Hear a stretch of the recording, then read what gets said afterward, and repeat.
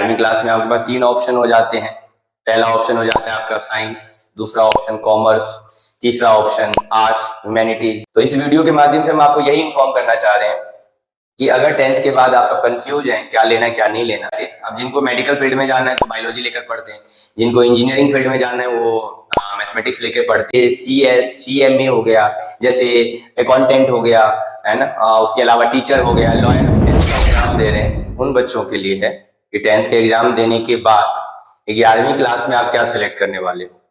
11वीं क्लास में आपके पास 3 ऑप्शन हो जाते हैं। पहला ऑप्शन हो जाता है आपका साइंस, दूसरा ऑप्शन कॉमर्स, तीसरा ऑप्शन आर्ट्स ह्यूमैनिटीज। अब ये 3 ऑप्शन है जो कि आफ्टर 10th आपको सिलेक्ट करना होता है 11th और 12th क्लास के लिए, और फिर फर्दर उसी में आगे आप कंटिन्यू करते चले जाते हो। तो अब ये जो सिलेक्शन है, इस सिलेक्शन के बारे में हम बात करेंगे, हम कैसे अपने लिए बेहतर स्ट्रीम सिलेक्ट कर सके। अब बहुत से बच्चों का पहले से ये तैयार होता है, उनके गोल सेट होता है, प्लानिंग होती है कि साइंस लेना है या कॉमर्स लेना है या आर्ट्स लेना है। पर ऐसे भी बच्चे हमने देखे और इसमें उसकी तादाद भी ठीक ठाक है जिन बच्चों को ये अभी तक पता ही नहीं है कि 10th के बाद इस तरह के सब्जेक्ट भी होते हैं अपने पास कि हमें क्या करना है क्या नहीं करना। मतलब कोई भी उन्होंने डिस्कशन नहीं किया होता है, उनके पास कोई भी अपना रोड मैप नहीं होता है कैसे करना है क्या करना है, कंफ्यूजन बहुत ज्यादा होती है। मतलब जबकि इंटरनेट का टाइम है, यहाँ पर हर चीज बहुत आसानी से उपलब्ध है, सारी जानकारी, पर बच्चे हैं उनके पास इन सब चीजों के बारे में कोई इन्फॉर्मेशन होता नहीं, कोई देता भी नहीं प्रॉपर जानकारी उन सबको। ये काम स्कूल का, ट्यूशन टीचर का होता है, माता पिता का होता है कि उनको गाइड करे चीजें बेहतर से बेहतर तरीके से। तो इस वीडियो के माध्यम से हम आपको यही इन्फॉर्म करना चाह रहे हैं कि अगर 10th के बाद आप सब कंफ्यूज हैं क्या लेना है क्या नहीं लेना, तो हमारे पास जो बच्चे अभी 170-180 बच्चे जो इस साल इनरोल हैं 10th क्लास के एग्जाम के लिए, तो उन बच्चों के साथ हमारा 1-to-1 इंटरेक्शन हम ऑफलाइन मोड में भी कर रहे हैं और हम ऑनलाइन मोड में भी उनके साथ बातचीत करेंगे। और बाकी बच्चे जो हमसे जुड़े हुए नहीं है उनको भी इस वीडियो के माध्यम से हम हेल्प करना चाहेंगे कि भाई आप 10th के बाद क्या कैसे, तो उस सब्जेक्ट के बारे में पहले हम जानना चाहेंगे। जैसे साइंस में क्या कुछ है, साइंस किस तरह से हमारे साथ कनेक्टेड था। जैसे आपने 10th क्लास तक साइंस सब्जेक्ट पढ़ा हुआ है, बट एक ही किताब के अंदर आपने फिजिक्स, केमिस्ट्री और बायोलॉजी पढ़ा हुआ है। मैथ्स आप शुरू से ही पढ़ते हुए आ रहे हैं, तो कहीं ना कहीं मैथ्स हो गया, तो फिजिक्स हो गया, केमिस्ट्री हो गया, बायोलॉजी हो गया, मैथमेटिक्स हो गया, इंग्लिश एक लैंग्वेज हो गया आपका।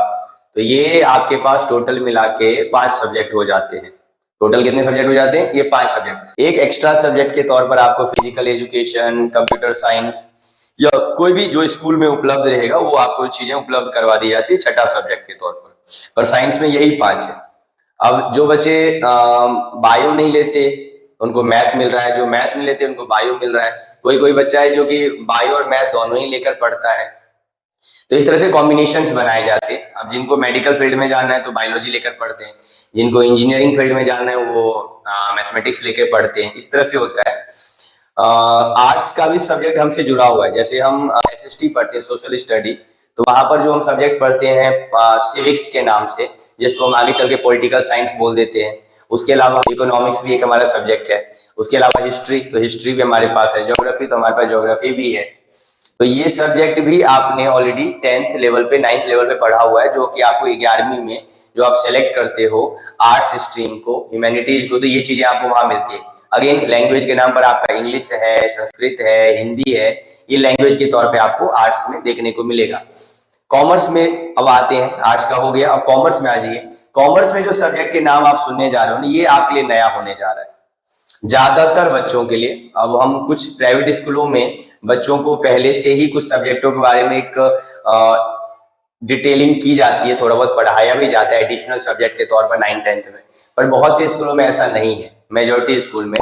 तो कॉमर्स का सब्जेक्ट टोटली उनके लिए नया होता है। जैसे कॉमर्स में जो मेन सब्जेक्ट है अकाउंटेंसी, टोटली नया है, बच्चे ने पहली बार ही देखना होता है, उसको 11वीं में आके अकाउंटेंसी के बारे में जानना होता है, समझना होता है।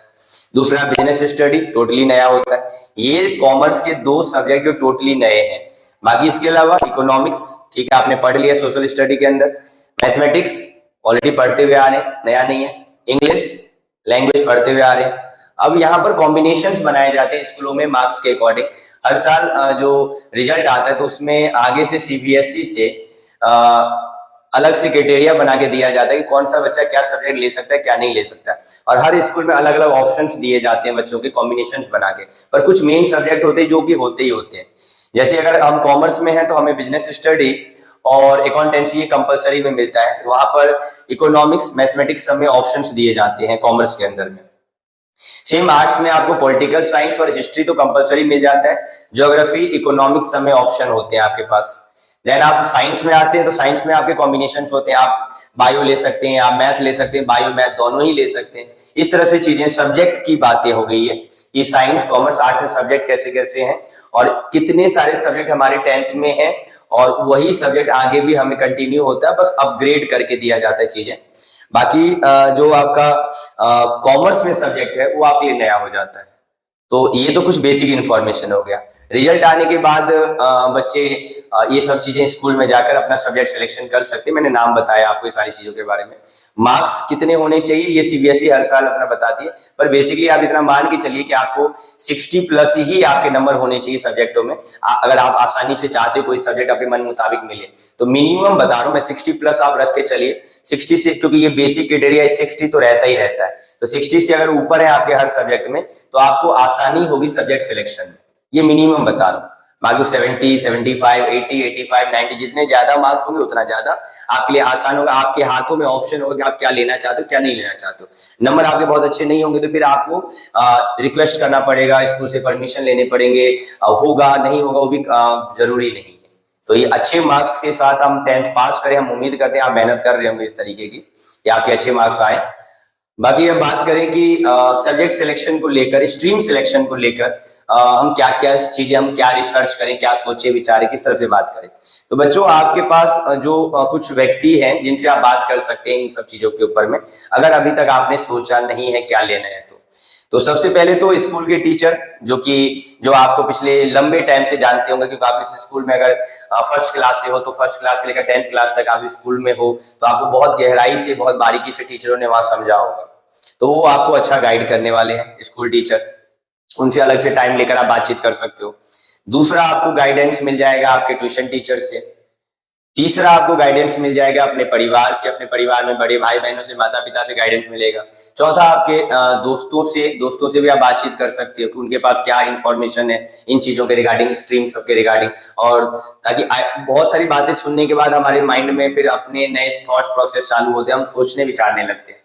उसके अलावा इंटरनेट है, गूगल पे आपको सारी इंफॉर्मेशन मिलेगी, यूट्यूब पे बहुत सारे वीडियोज मिलेंगे, वहां से आप जानकारी इकट्ठा कर सकते हो। सारी जब इंफॉर्मेशन को आप सुनोगे, प्लस में अपने सीनियर से, जो जैसे आप कॉमर्स के लिए सोचते हो तो कॉमर्स बैकग्राउंड के जो आसपास में बच्चे हों उनसे आप बात कर सकते हो। साइंस के लिए सोचते हो तो साइंस बैकग्राउंड के बच्चों से आप मिलकर बातचीत कर सकते हो। ह्यूमैनिटीज के बारे में सोचते हो तो उन बच्चों से आप बात कर सकते हो। प्लस में उस प्रोफेशन को लेने के बाद उस फील्ड में आगे जो जॉब कर रहे हैं, जॉब प्रोफेशन में है या अपना खुद का कोई कारोबार कर रहे हैं तो उन सबसे बात कर सकते हो। तो ये सारी इंफॉर्मेशन के सोर्स है, यहाँ से आप जानकारी ले सकते हो। जब जानकारियां मिलती है उसके बाद हम अपना थॉट प्रोसेस स्टार्ट करते हैं, सोचते हैं, हमें टाइम देना पड़ता है, उसके बाद फिर हम कहीं ना कहीं कंक्लूजन पे पहुंचते हैं।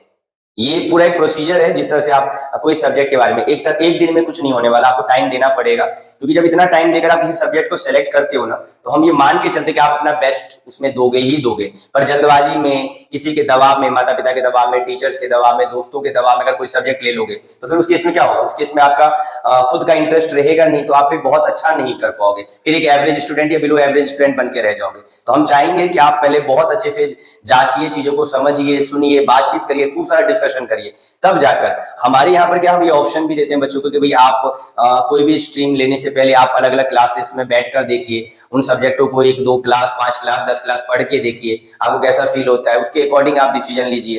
प्लस में इन सभी के साथ साथ एक सबसे जो इंपॉर्टेंट बात होता है, जो हम सजेशन देते हैं बच्चों को, कि बच्चों अगर आपको इन तीनों स्ट्रीम में से कुछ भी स्ट्रीम सेलेक्ट करना ही है, आपको 11वीं 12वीं में आपको पढ़ना है, तो आप जो सिलेक्शन में एक पॉइंट ये भी ध्यान रखिए कि आपको